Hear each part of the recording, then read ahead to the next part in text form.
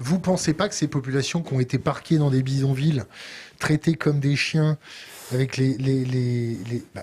c'était quoi, en 58, il n'y avait pas des bidonvilles à côté de Paris?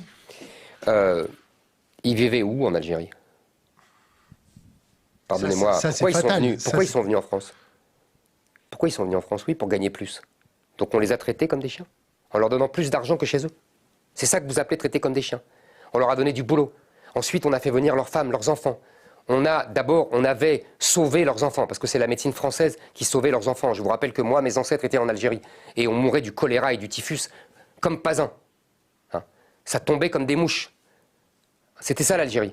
C'était un cloaque. C'était des marais incessants, et la France a assaini tout cela. La médecine française a permis à ces gens qui étaient 2 millions d'habitants en 1830 d'être 10 millions en 1962 et 40 millions aujourd'hui. C'est ça, les appeler comme des chiens. On les a fait venir, on leur a donné les allocations familiales, on leur a permis d'aller à l'école, on leur a permis d'apprendre la langue française, la magnifique littérature française. On les a mis dans des HLM alors qu'ils vivaient dans des gourbis. C'est ça que vous appelez traiter comme des chiens. On les a remis dans des gourbis, non? Non, pas du tout. Les HLM ont été transformés par des gourbis par la population elle-même. Quand il y a une population autre, les HLM sont impeccables. Et il n'y a pas de dégradation et il n'y a pas de vol. Bon, alors arrêtez avec ça. On ne les a pas maltraités du tout.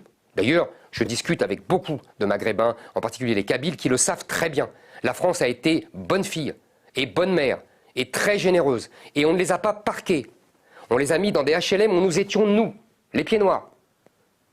Simplement, ce sont eux qui ont chassé les autres.